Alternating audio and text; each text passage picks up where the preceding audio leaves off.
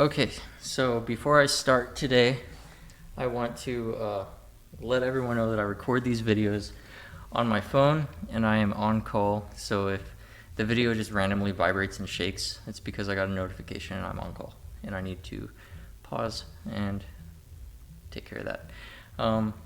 But with that said, today I have my mom on the podcast. She is... I don't even know where to start. She's my mom, and she's done everything for me, really, to give me the opportunity to be living the life that I'm living now. And that's cool. But she also has like a lot of stories and has done a lot of things, so I thought it might be worth having her on this podcast today to ask her some stuff. And she's also a vice principal, so there may be a couple of questions that she can't answer, and that's okay also. So anyway, Mom, do you want to like say something about where you would like to start your story? Well, I think probably I should start with my name because it's not Mom. Oh, that's right. This is you guys could call her Mom if you want. No, my name is Mindy Martin. Yeah, that's right, Mindy Martin. Yeah, and you can ask me anything you want. Okay. But there are too many things, for me to just tell you. I want to start with that. Okay, cool. Well, then we'll start with this. What was your dream when you were a kid? I actually wanted to be like a CEO. I wanted to be a business person. I had a friend that I grew up with, Melanie. She was my best friend, and we used to talk about our dreams all the time. We would talk about how we wanted our lives to go. I never saw myself married. I never saw myself with children. I saw myself as like a business executive. Obviously, my life turned out differently. What are you doing? Sorry, I just had to check and make sure that I was still recording. Are you the video. recording? Yeah, I'm recording. So, anyway, you wanted to be CEO. What did she want to be? I don't remember what Melanie wanted to be. I feel like she wanted to be a homemaker, but I could be wrong. Maybe she was more traditional than I was. Mm-hmm. I was always probably more like a feminist, even from my before I was even 5, I was probably a feminist, and I always thought I would be something strong as for a woman's role. Right. And I knew that was a big deal. Even when I was a little girl, I knew that being a strong woman was going to be empowering. How'd you know that? I don't know. That's a really good question. It was always ingrained in me that we really are the product of our thoughts. And I believe that from, God, probably before I could talk. I don't even know. But, I always believed that people belong to each other. It doesn't matter what someone looks like or what someone believes or where they come from, whether they're disabled or they're fat or they're male or they're female. I just knew that we all belong to each other, and I knew all people should be equal, including women. That sounds like you're the same person you always were, which is someone who tries to live a life of poetry. I don't think I try to live a life of poetry. Well, not tries to, but you naturally inhabit that realm. You're like a natural poet. It's like you try to create romance in the things that you do. Well, thank you. I find that flattering, but I don't think I try to create romance or try to live as a poet. You I think naturally I just inhabit live. that space. So, you live, and the life that you live has like a rhythm to it. Like it can, and I don't mean a literal rhythm. I mean that from my perspective, the things that you do, you're trying to hit layers when you take an action, not just surface level stuff. You like to do something and have it make an impact as it rolls down? Well, I try to live with intentionality. You know, I'm a really intentional person, and I believe strongly that choices matter because, you know, like the butterfly effect, you know, every single thing has where there's a reaction, an action, there's a reaction. Mm-hmm. And I know that my choices create an impact on other people. And it's important to me that other people experience joy and happiness because I believe that life is to be lived for the purpose of being happy. Mm-hmm. You know? Yeah. I don't want to take away from someone else's happy. Right. You know? That's poetry. Thanks. So you obviously are the same person you've always been. You didn't really change a lot. Like your natural tendencies echo through your life. What do you think from your youth is the biggest and most impactful event that changed the course of who you became?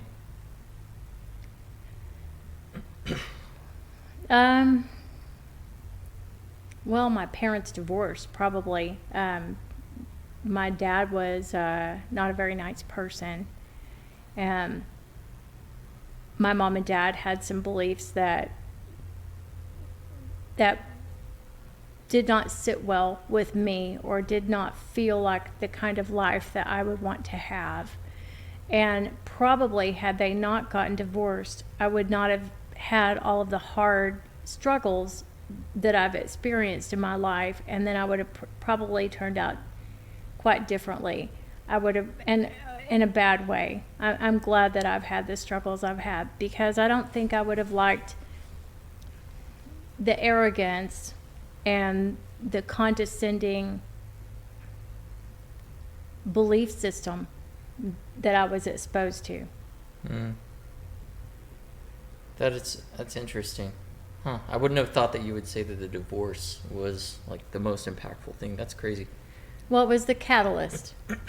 So when you say the most impactful thing, I think about The layers, yeah. Yeah, what Yeah. changed my person. The course, right. And then You know, because it was actually ingrained in me not to be a person who believed in equality. The first spanking I ever got was because I went to a house a few doors down. They were having a garage sale, and I wanted books really badly. Mm-hmm. And they were selling these magazines, and I got a spanking because, well, at least it's the first I remember getting. I got a spanking with a weeping willow tree branch in the front yard because I wasn't allowed to go on their yard. They weren't white.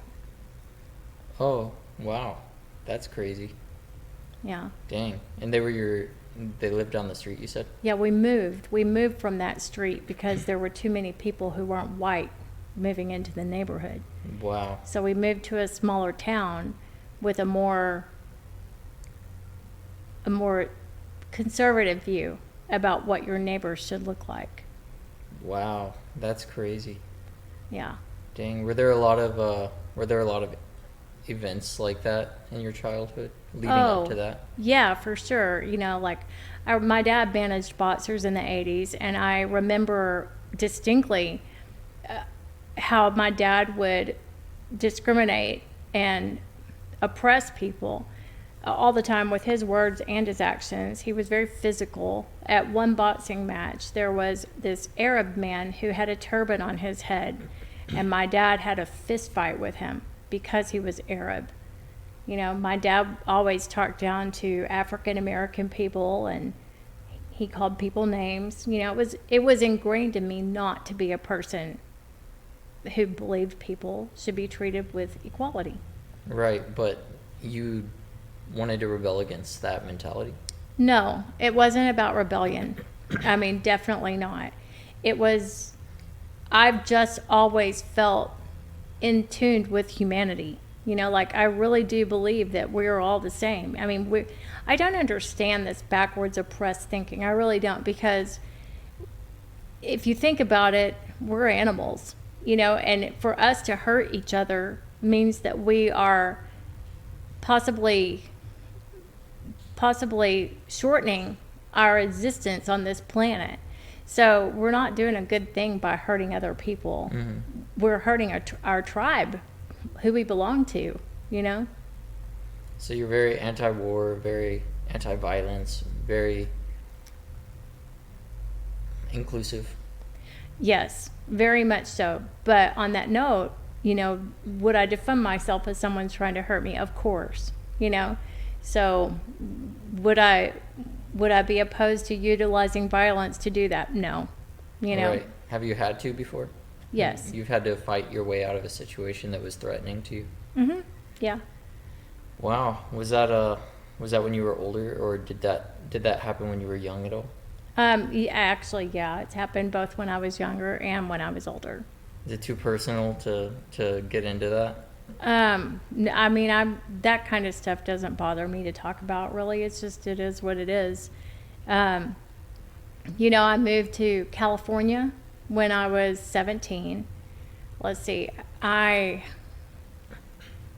had turned 17 3 months before I moved to California. I moved there with a backpack and a few $100s, and that was it.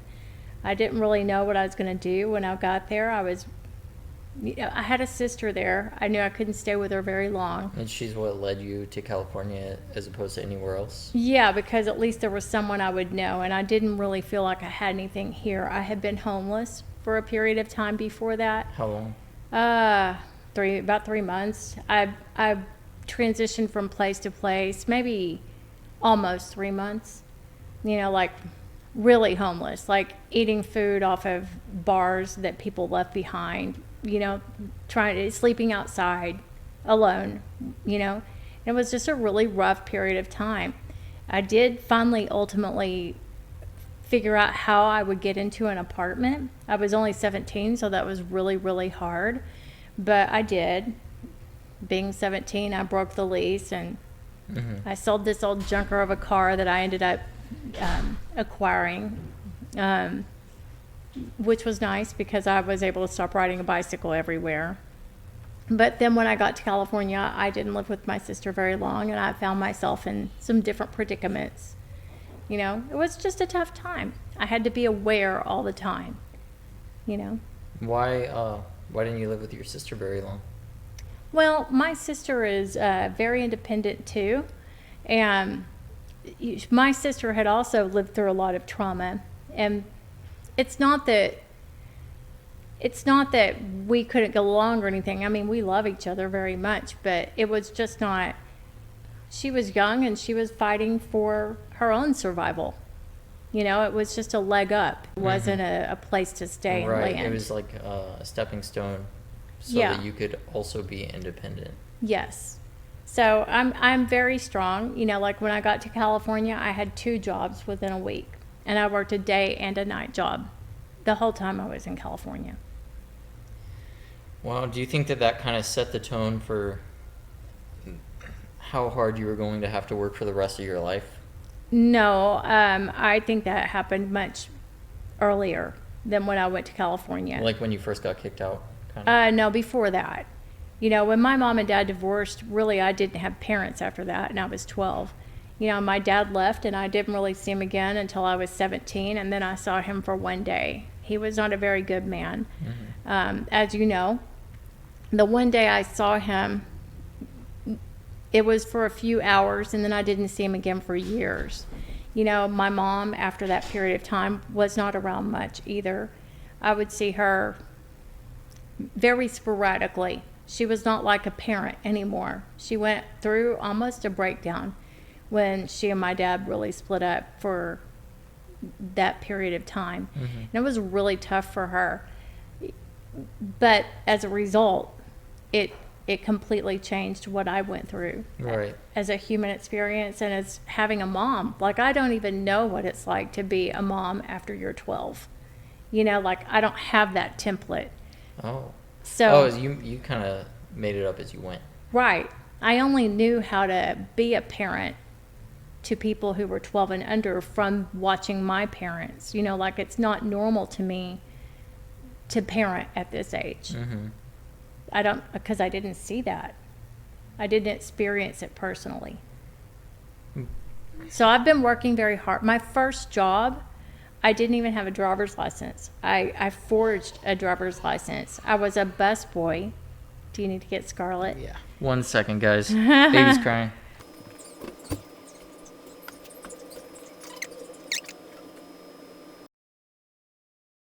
Is this okay? Yeah, no, it's going great. Okay. What? You're funny. Okay. Okay, sorry. What? Baby crying kind of threw me off. So I forged a document, a driver's license, so I could work as a busboy at a steakhouse. Bus person. Yeah. They've changed the terminology since whatever year that was. That was probably 1983. Wow. I was born in 1993, so what happened between that point and the time that I was born that led to me being born? Like, what were some of the key moments that took you away from California? Well, I wasn't in California very long, but I did have good stories from I do have good stories from California.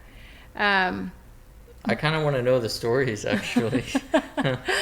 Probably my favorite story in California was on Halloween night. You should probably know. I was a bank teller during the day at Wells Fargo. I was an assistant vault teller, which was kind of a big deal for a 17-year-old. And that was on Sunset Boulevard. I lived in this rundown apartment on the corner of Hollywood Boulevard and Cahuenga. And I was so proud of my apartment. And I had this old elevator that I had to pull the metal door because the building was so old. Like, you pulled it, like it was super creepy, like 1920s. It was like an iron gate. And so I worked there during the day, and I worked at this. 1 second. It's okay. So most of the time, the baby doesn't cry during these, but hey, everything's new every time, right? It's okay. Okay, so bank teller. During the day. Iron door. And not just a bank, I mean, assistant vault teller for a 17-year-old, that was kind of a thing. Yeah. And then at night, I worked at Melon Rose's. It was like a soda shop, and I waited tables there. Well, I was super broke. I was so young, and I was working so hard. I remember the first time I ever even went to the grocery store. I'll get back to the elevator. I didn't even have silverware, and I didn't even think about it, I remember buying peanut butter and jelly. Are you okay? Yes. Peanut butter and jelly, and I was going to go home, and I was so proud I was going to make my first peanut butter and jelly sandwich in this apartment. And I was like, oh my God, I don't even have a way to spread my peanut butter, and I used my toothbrush, the end of my toothbrush, to spread my stuff. I don't know. It's just all these little things that you don't think about. Yeah. But after having been on the streets, it wasn't a big deal to me. It was like I was just so grateful that I had a roof and a place that was mine, that belonged to me. And I thought it was cool and quirky. So my favorite story, back to Halloween, it was Halloween 1988, and I decided that I was going to go to a movie. And it was a very big treat for me because I was so broke.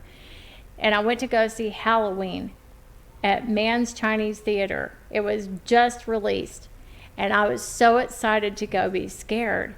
And I was walking to the theater, and it was daytime when I was going in. And everybody was in costumes, and it was festive, and it was Sunset Boulevard, and it was super cool. But then when I left the theater to come home, there were people dressed like Jason and Michael Myers and all these creepy dudes everywhere. And I got onto the elevator in my apartment, and I go to close the metal gate, and guess who steps on with me? Michael Myers? Yes. It was crazy, just crazy.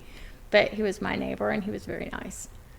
Yeah. That's pretty funny. Yeah. So you were really scared then. Oh, I was horrified, man. I was 17, Okay, so then, cool, that's your favorite California story. So how'd you get from California to wherever you went? Okay. And where'd you go from California? I decided it was not for me. It was too superficial. I knew people, and I'd had some stories, and I'd had some fun, but I wanted to come home, I just wanted to be around people I knew, So it was the nuttiest thing. We didn't have cell phones, and we didn't have GPS and stuff. So I decided to pack up this Ford Escort that I bought in California, And I go into this gas station, and I literally said, because I didn't have the money for a map, you know, I'm like, hey, I need some directions. And the guy says, where are you headed? And I said, Texas. And he said, seriously? And I was like, yeah. And he told me how to get to Texas, and I did. I just did it, and I got here. You know, so I came here. I had only been here for a few days when I met your dad. And your dad and I moved really fast. Where'd you meet him? I met him at Melanie's apartment, my friend Melanie from my childhood. You know, she had met her husband, Keith, out and about doing fun things that young people are supposed to be doing, you know. And your dad knew her husband, Keith. And he was young, and he was hot, and he had a leather jacket and a motorcycle, and he was in the Navy, and he seemed pretty stable. And so you said that things went fast with him, so then we met in November and got married in January. Wow. I know, it was stupid. But I was 17. You know, even when I married your dad, I was 17. That's crazy. Yeah, I know. I didn't know that. I didn't even know that. That's crazy. Wow. Yeah, I was 2 17. months. Man, imagine if I'd met Laura and said that I was marrying her after 2 months. Well, that's the difference in parenting. Yeah, that's true. I wanted you to have a childhood. That was something I really wasn't afforded, not after I was 12. That's true. Actually, just I think it was this morning while we were walking around downtown, we were talking about how most parents just want for their kid to learn everything that they can from the parenting that they have, and then take the bad and improve upon it and give it to their kids, so that, you know, things get iterative progress. Yeah, and I think that you gave me a pretty good foundation. Thank you. I do find that, like, as I raise my first kid, maybe we'll see. But for Scarlett's my only kid right now. So as I raise Scarlett, a lot of the things that we try to do that are special come from you. That we don't make them up as we go, you know. Okay, so you met my dad. You met him, and then 2 months later you married him. And had you moved in already, or? Oh yeah, remember I didn't have a place. So you met him and he was like, oh, you can live with me. I mean, we had chemistry. We shacked up within a week or so, and that was that. Yeah. It was better than the streets. At least I thought so at the time. Right. Little did I know. And he was living in Texas. And Yeah. I was born in Georgia. How'd you get to Georgia? Well, first of all, I had your sisters on Carswell Air Force Base. And so when we did move to Georgia, I already had 2 babies. You know, I had a 3-year-old and a 2-year-old when we moved to Georgia. And he just got stationed there, you know, so we moved from here to there, and, you know, we went through the things that we went through, and I don't know that you want me to talk about that, you know? You can say anything you want. Well, this channel is called Anything with Chris Smith. Yeah, but I don't want anything I say to hurt you. It won't you know? hurt me. So. If you're concerned about whoever may watch this, that's cool too. Yeah.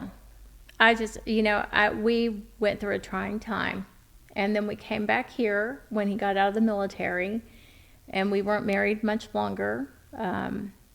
I do consider myself a survivor of domestic violence, and I think that's a rightful label, you know, and I'm glad that I survived that time. Yeah. Wow.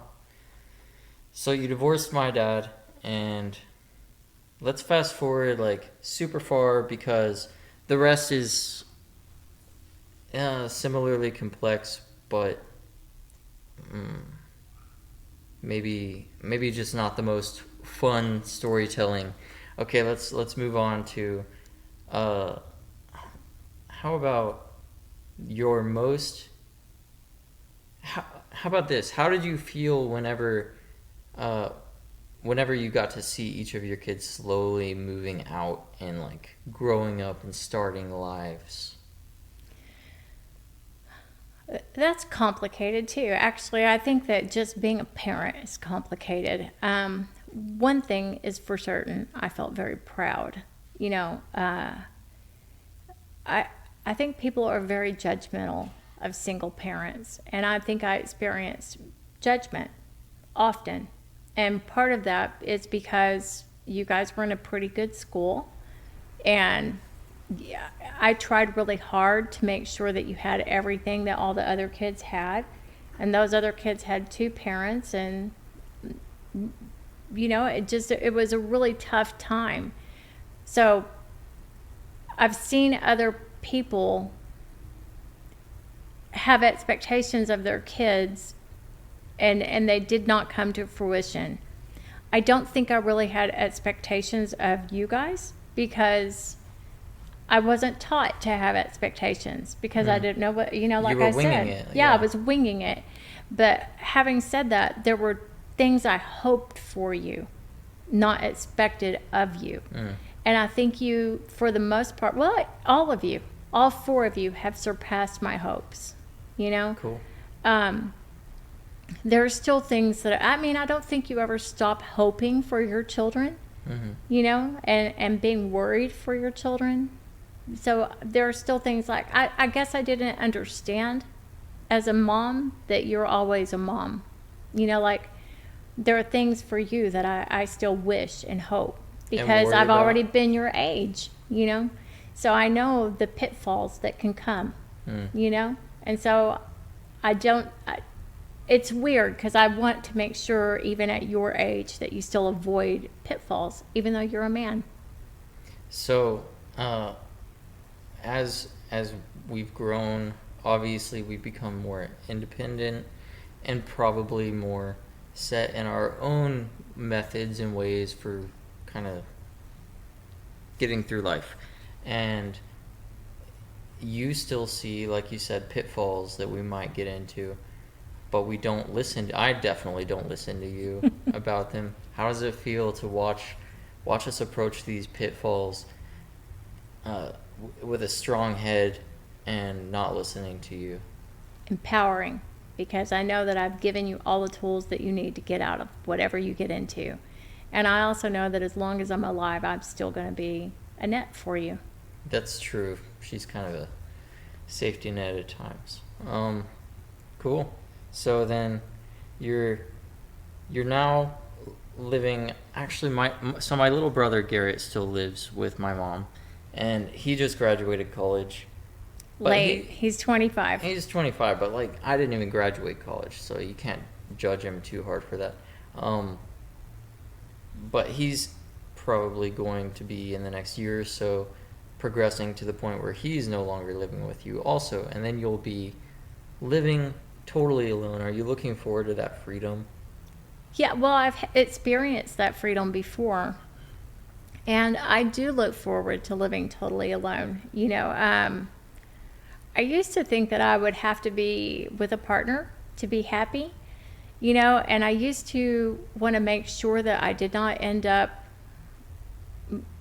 alone when I was older. I did not want to end up alienating everyone from my life and not having a partner because I felt like that would make me a failure. But one thing that I've learned, and this is more recently even, is that anyone who ever dates me or is with me is very lucky. I'm worth the effort. Yes. I'm worth a good partner. And I'm also worth my own company. I don't need to have a partner, and I'm really content by myself. There are things about life that I really enjoy doing, even alone, so I'm okay being alone. So if you were looking for someone to date or like be with now, would you want them to have that same mentality where they like to have their independence and you like to have yours? Would you, and if so, would you like that to be like the majority of the thing, or would you like to kind of balance it out and hang out together all the time and go do activities all the time?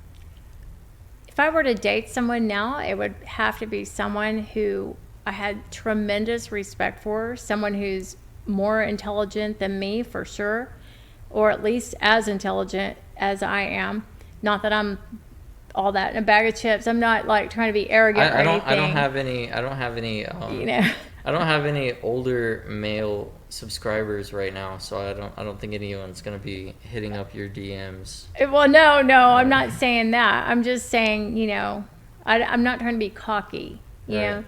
know. But because of intelligence, that means that you have enough respect for someone that they're your friend, you know. And because of that, yeah, if I ever chose to be with someone, that person would be a partner. Mm-hmm. You know, we would do things together and we would have fun and we would talk about them and we would have the little inside jokes and all of those things. But we would also still have our independence in our lives. To me, that's one thing that I personally struggle with. I think that I have a tendency to be somewhat codependent. And I'm not really sure why. I don't mind it because I love hanging out with Laura, but I find myself instantaneously bored if I'm alone for too long, wondering what I could be doing, who I could be doing it with, like where I could be going, kind of just lost. And I think that's a sign of codependence, but I don't know if it's a sign of codependence or of the fact that you just like being with people. mm-hmm. Because it's not that you're necessarily needing Laura, you like company. Yeah, interestingly enough, I always feel drained after spending time with company, but I need it too. Yeah. I think we all need it. I think COVID times, pandemic, all that kind of taught everyone that no matter how introverted you are, socialization is healthy and necessary. It is healthy and necessary, but I don't always need it. In fact, I have to force myself to do things with people. You have to force you have to force yourself to, because you're kind of an introvert at heart, I think, right? Yes, people would not agree with that. I have people in my life who think I'm crazy when I say I'm introverted. But that's because one-on-one, I could talk to people. I could go to a party, for example, and sit by a bonfire by myself and be very content. But someone's going to come over and talk to me. And then eventually 10 people are going to be talking to me. And that is going to be okay because it happened a little at a time, like the trickle effect. I am never, ever going to be the person who walks into a party and is like, hey, the party's here. It's just not who I am. Right. I've always, not always, but in the past few years, I've told people that I think there's like a massive misconception of what it is to be an introvert and what it is to be an extrovert. I really think that being an extrovert just means that your battery gets charged by hanging out with people, and being an introvert means that your battery gets depleted by hanging out with people. But being an introvert or an extrovert doesn't necessarily dictate whether or not you need or want to hang out with people. I love hanging out with people, but I'm always tired afterwards. Me too. Very much so.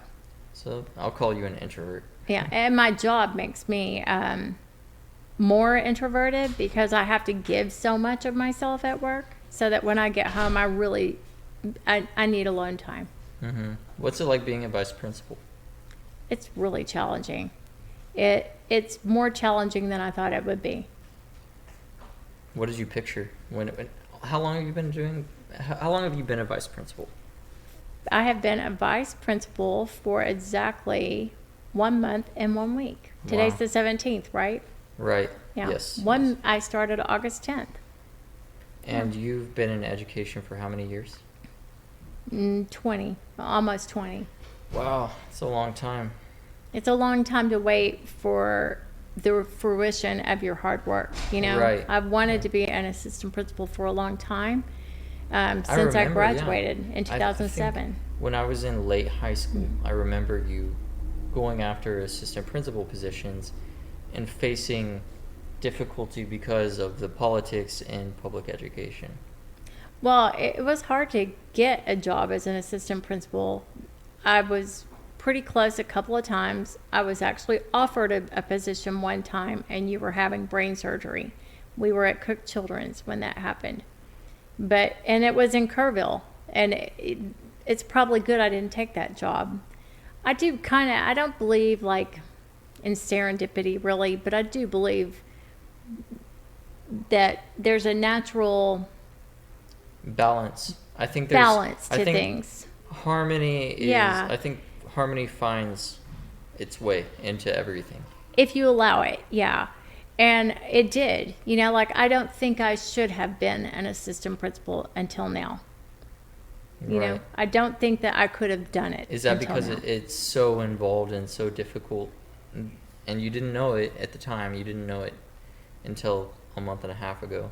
Yeah. But it's just really involved, and raising us was kind of also difficult and challenging and involved. Yeah, it definitely. And it allowed me to compartmentalize the two a little bit. And that's a good thing because really, I mean, there's nothing more important to me than being a parent. Mm-hmm. Yeah. 1 second, I gotta go get the kid one more time. All right. All right. I hear Laura in there talking to her, trying to make her feel better. Okay. Okay, so you're a vice principal, and you just recently became one, and I hear you talking about the stories that you have from being a vice principal all the time, and it sounds like really. Wait, where are you a vice principal again? I'm in Mesquite ISD Mm-hmm. at a new school called Woolley Middle School. Mm. Yeah. And you always have these crazy stories. Do you think that the absolute insanity of your stories just within this past month and a half is a little bit due to the way that kids are now as opposed to 10, 15 years ago? I think that there is some truth to that, but I also think that people are naive. Even when I became a teacher in 2003 and started seeing some of the things that I began seeing in education, people don't understand what goes on in a school. They just really don't. And there needs to be a tell-all book, Someday when I retire, there will be a tell-all book, because people need to know what's happening in schools. And it's not because educators aren't doing their jobs. It's because children are exposed to too many things. They really are. And, I mean, yeah. 1 second. Go Let me ahead. go check on her. Okay. Gigi's Okay. baby, come So here. I think we found the source of why Scarlett was crying so hard. It Aw. seems like she really wants to hang out with my mom, who is her grandmother, aka Gigi. And so she's crying, Gigi, Gigi. And that's okay. So we let her out. She's going to be free. She might come hang out. She might grab the microphone and say la la, because she likes to sing into the microphone.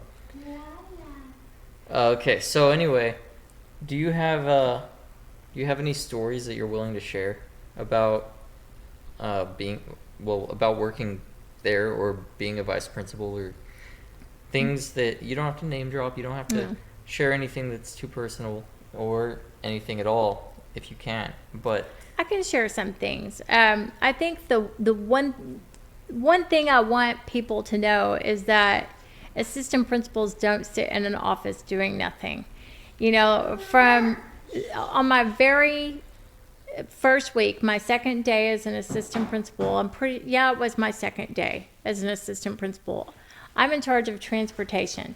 So anything that happens with the buses, I have a walkie-talkie and I get called and they'll say, I need an administrator to the bus right now. Well, something went down on the bus. I had just literally walked in the door and it was a pretty brutal fight. Like, I'm talking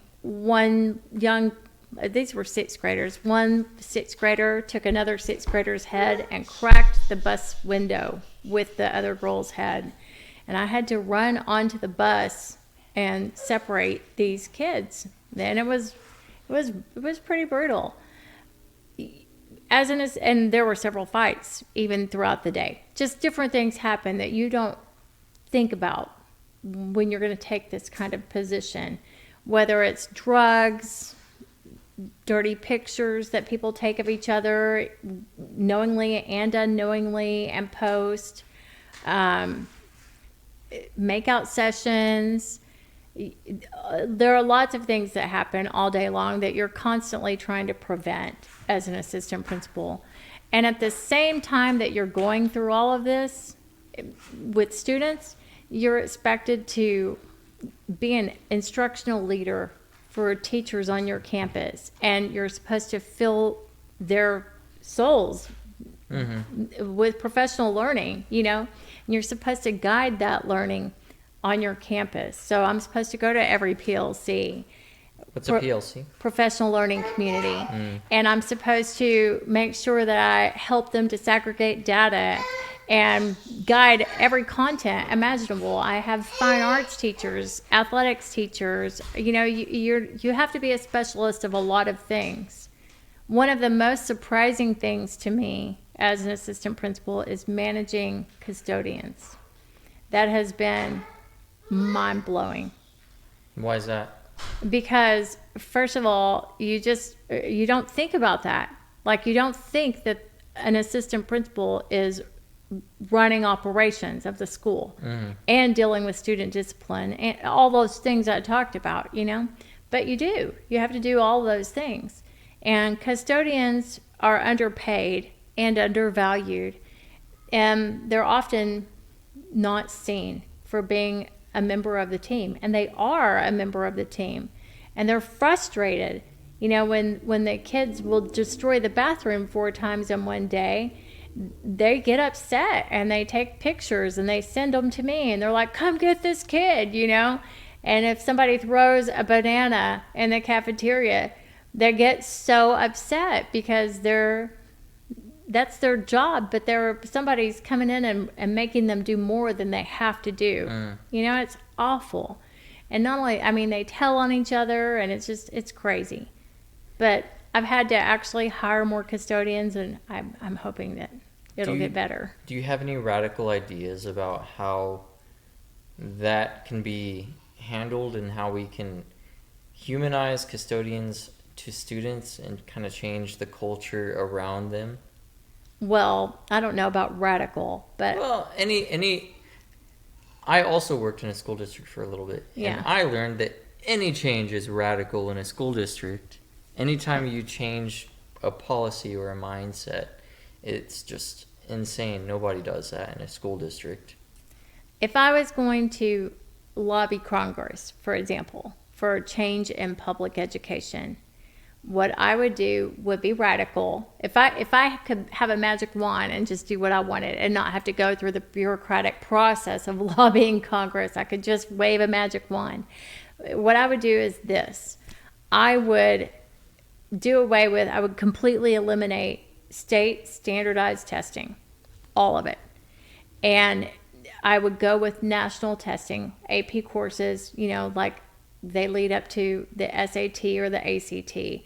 And I would have it so that every single student had one free shot at the SAT or the ACT, one free one.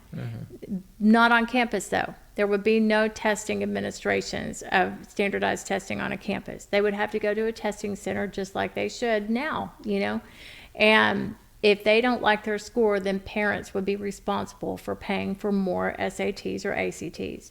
There would be a cutoff score that would enable them to graduate, that they would be required to achieve to graduate from high school, in addition to having passing grades for all their classes, right? Like the bare minimum, all the way to a distinguished degree or diploma. And that alone would eliminate millions and millions and millions of wasted dollars. It would add to the instructional day. It would eliminate completely wasted days for testing administrations. And with all the money that we could save from eliminating standardized testing, we would be able to really, really pay people what they're worth from custodians to teachers to assistant principals to everybody, you know? And kids would learn more. We would actually be more globally competitive because we would not be shutting down a school for a whole day several times a year for a kid to take a stupid test. What does a standard custodian get paid? $13 an hour in Mesquite. Wow. That's less than you could make at Walmart, right? Yeah. Yeah, I think Laura's little sister just started at Walmart in the clothing section and gets paid like $15 an hour, I think. And they're expected to clean 24,000 square feet in their shift. And how long is the shift? 8 hours? Yeah, and that's including that's all of their work time. Then they have a lunch too. So they're expected to clean 12 of my house, and I can't even clean my house in 2 hours or 3 hours. That's crazy. Yeah, I mean, it's just not the same kind of clean that you would have in your house. But I personally think that we should have double the custodial staff, better salaries. You know, I think that would change things a lot in schools. I mean, if the public really truly is concerned about germs and whatnot, we should pay our custodians better and maybe cut their sections in half. It's a lot. That's a lot to clean. Do school districts provide education for I mean training for custodians? Like do they provide training to explain risks of different diseases or bacterias or anything like that? I don't think there's a lot of training. Do you think there should be? Yeah. Huh. But I also don't think they make enough money right now to have that expectation of them. Right. So there are just so many things that have to take place. Yeah, and change. It's messed up. Yeah. Man, that's a lot of change. Let's not end this on a negative note because that's kind of daunting. Yeah, it is a little bit daunting, but it's okay. What's the next thing that you're looking forward to in life, and what are you most enjoying about your life right now? God, you know, right now I just work so much. I don't know that I would say I can't say I'm, you know, like enjoying something personal, but I am enjoying finding myself right now. You know, it's nice to find myself and to feel confident in who I am as a human being. Maybe for the first time, really, ever. I love my grandchildren, of course, very much. Sad grandchildren. Scarlett, come here. Yeah. Bring her over here. Bring her over Yeah. here. Put her in her Gigi's lap. Come here, Scarlett. That'll make Aw. her okay. Cookies or Yeah. Gigi's or Daddy's or whatever it takes, whatever ease it takes. Let's just make her happy. So the next thing in life is, you know, But right now you're just working through it, kind of getting through a tough transition. Yeah. And once that's done, you know, eventually maybe I'll be a principal and just start doing some things that I've always wanted to do. You know, I want to travel. There are things I want to see. What do you want to see the most? Where do you want to go the most? I want to be on every continent before I die. Even Antarctica? Yes. That'd be pretty cool. Yeah. You might have to date a scientist for that one. I don't want to have to date anybody for anything. Well, I know. It was a joke. I don't know. Is it even possible? I don't know. I'm not really sure, but hey Google, can you go to Antarctica without doing it for research? Yeah, you can. Sorry, I don't have any information about that. Google doesn't know. You Sorry. can. This I is- looked it up. Oh. Yeah. You can? Yeah, you can. Oh, okay, cool. Yeah. Well, Ho, ho, ho. Scarlett wants to hear Santa Claus. It's Santa. Hey Google, play Santa Claus sounds. This is Santa Claus. I know. I can't believe it. There you go. Okay, so we played Santa Claus sounds for Scarlett. My mom wants to go to Antarctica. No, well, you said most. Mostly, I want to go to Europe, and I want to tour a lot of World War II sites. That is my biggest bucket list wish. Why World War II sites? Because I've taught so many different pieces of text hi from World War II. And it just resonates with me. I want to see. I want to see what I've taught. That's cool. Thanks. What did you teach?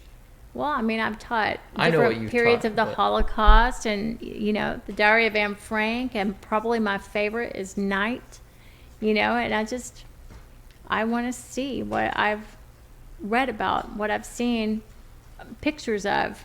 I think that would be another really cool thing if school districts did it. Like if they sent teachers who are very passionate about their subject to see the historical things that they got to teach about so that they could feel even more passionate about them. And that passion could be transferred, Yeah. and added to curriculum.